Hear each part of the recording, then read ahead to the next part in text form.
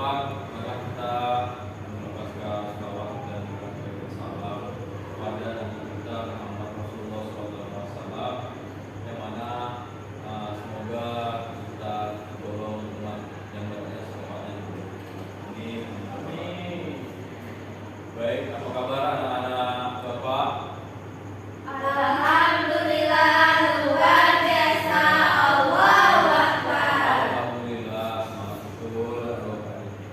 Nah, udah pada sarapan anak Bapak ya? Udah Pak. Alhamdulillah. Yang belum nanti datang ke rumah Bapak ya, sarapan. Iya. Sebelumnya Bapak absen dulu ya. Ayuda Suska, Hadir Pak. Anissa Tulkumairo, Hadir Pak. Dwi Lafina Dutami, Hadir Pak. Muhammad Iqbal, Sri Winarsi. Hadir Pak. Baik, ada semua ya. Sebelum kita mulai pembelajaran atau banyak ke kelas, pimpin doa dulu. Iqbal, pimpin doanya Iqbal. Baik, untuk lancar proses pembelajaran kita, banyaknya doa menurut ajaran kepercayaan masing-masing. Doa mulai. Doa selesai.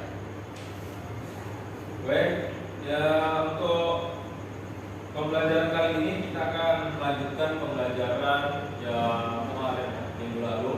Yang mana minggu lalu kita belajar tentang kisah Nabi Nuh. Nah, sekarang kita akan belajar tentang Nabi Hud dan kaum Ad. Jadi di sini kita belajar tentang bagaimana sih masyarakat Arab sebelum datangnya Islam. Nah, dari pembelajaran ini Bapak harapkan anak-anak mengerti dari pembelajaran ini. Mungkin nanti anak-anak dapat menunjukkan cara menghindari perilaku-perilaku negatif yang ada pada masyarakat pada masa itu. Kemudian anak-anak dapat mengumpulkan sendiri bagaimana nilai-nilai negatif dan positif dari kisah tersebut. Nah, baik, ini Bapak ada video, namun berhubung tidak ada in fokus, Bapak kirim ya dari grup kelas.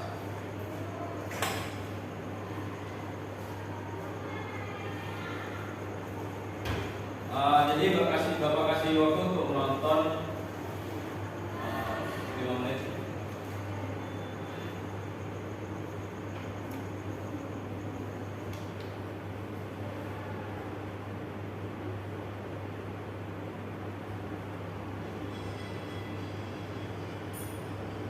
Baik, terima kasih. Dari video tersebut, apakah anak-anak mengerti bagaimana kisah masyarakat Arab sebelum datangnya Islam? Belum Pak. Baik. Belum dijelaskan langsung Pak. Baik, Bapak akan jelaskan dari video pembelajaran tersebut. Nah, jadi di dalam video tersebut menceritakan kisah Nabi Hud dan kaum Ad. Nah, di sini di dalam masyarakat sebelum datangnya Islam, mereka disebut jahiliyah. Nah, jahiliyah ini bukan berarti mereka bodoh dalam keilmuannya, bahkan justru mereka kreativitas, mereka pintar dalam mengelola sumber daya alamnya, sehingga mereka menjadi suatu kaum yang kaya. Dan kebodohannya itu adalah menyimpangkan ajaran Nabi Ibrahim, yang mana dulu mereka telah mengetahui adanya Allah Subhanahu wa taala dan ini berpaling kepada patung yang ada. Ya, jadi jahiliyah itu tersendiri diambil dari bahasa Arab, ya, dari jahil dan liyah, kemudian jahil itu bodoh, yaitu dari keagamaannya. Jadi bodoh dalam agama.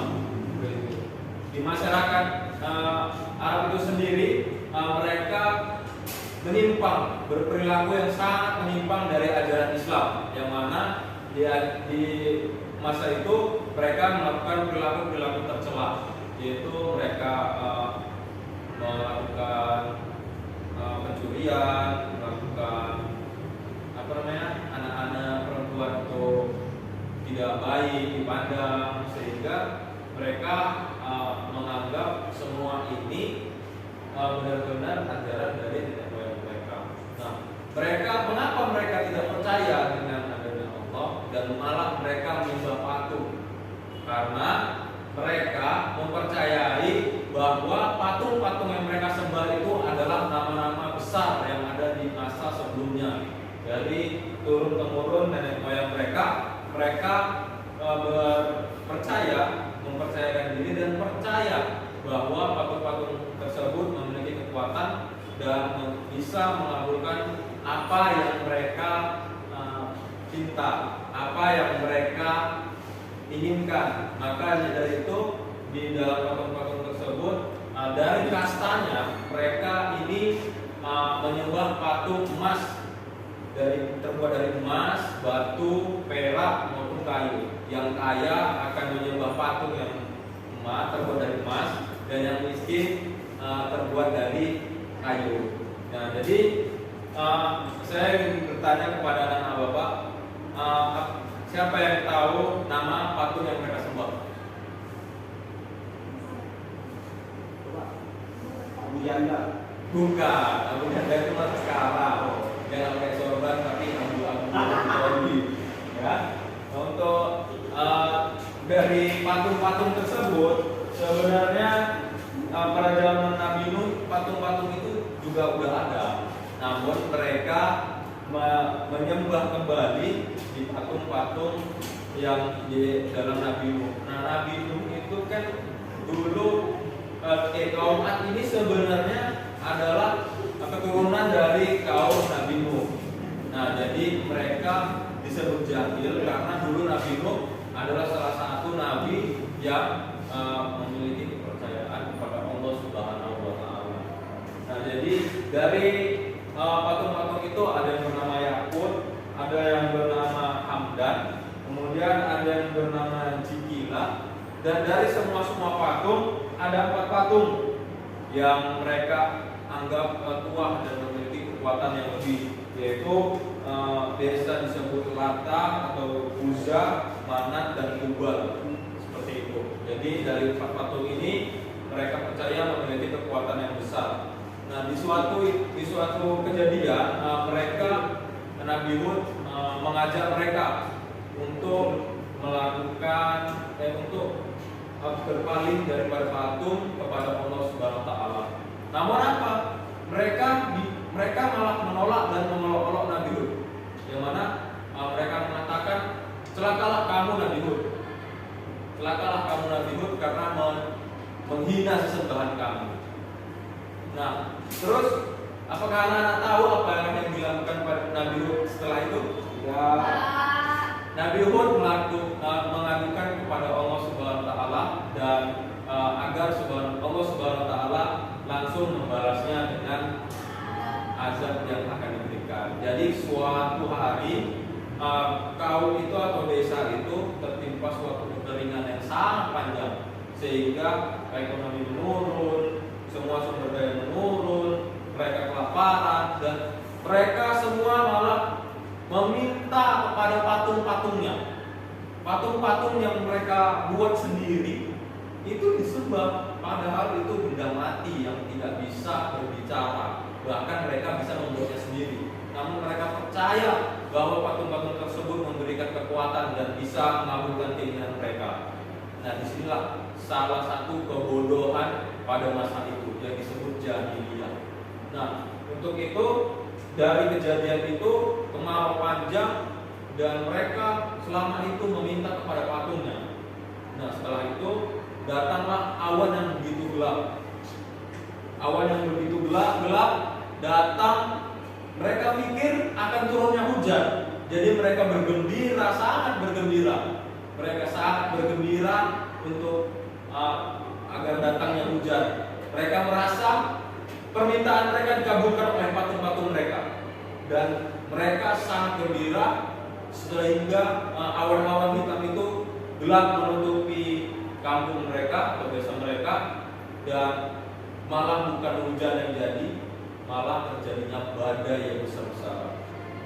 Angin yang begitu kencang sehingga mengobrak-abritkan suatu desa itu, rumah yang mewah hancur dan patung-patung yang ada di Ka'bah juga hancur.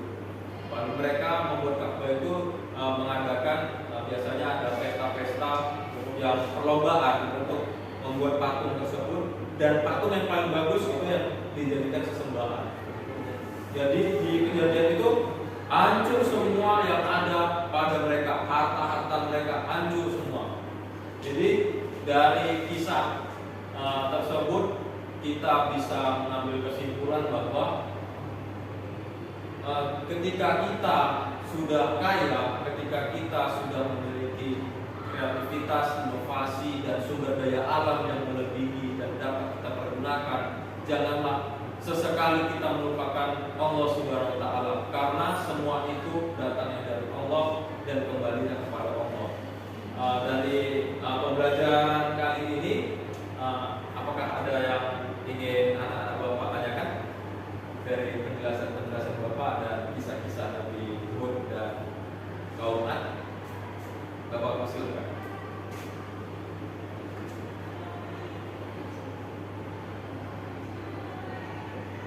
Sudah paham? Kalau udah paham, Bapak yang nanya nih.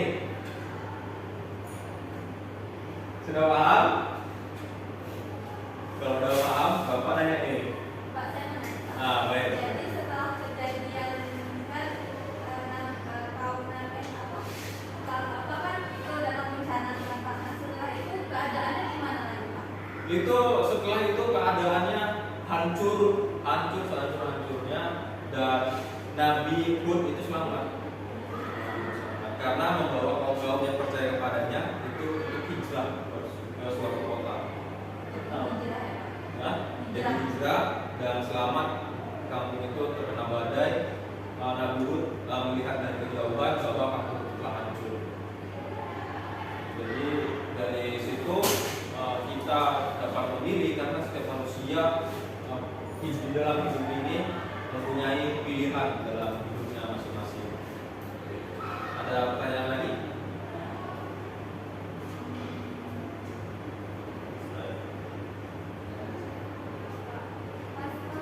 Pas? Berarti Bapak nanya lagi nih.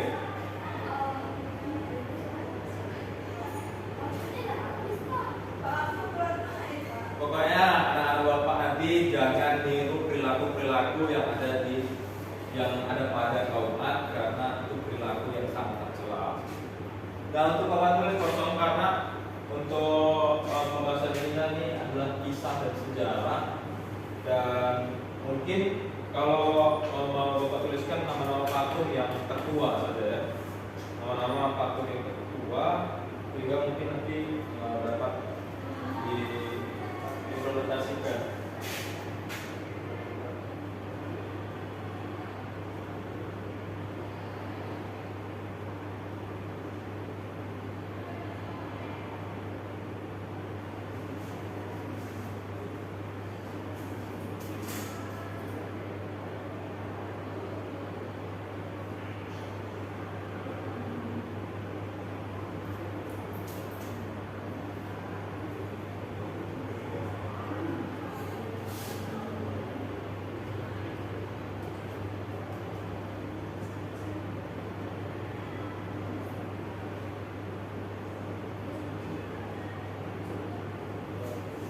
Nah, mungkin itu patung-patung tertua dari kaum tersebut yang mereka sembah. Dan untuk tugas besok, hingga minggu depan, tolong anak-anak Bapak cari kisah-kisah Nabi sebelumnya dalam memperjuangkan kepercayaan, dalam memperjuangkan bagaimana mereka menyikapi perilaku-perilaku yang menolak ajaran agama Islam. Karena tidak mudah dalam nabi-nabi kita itu melakukan perekrutan, ya bisa dibilang, untuk mengikut Allah Subhanahu wa Ta'ala, sehingga sampai saat ini Islam besar, dan di Indonesia 80% adalah agama Islam.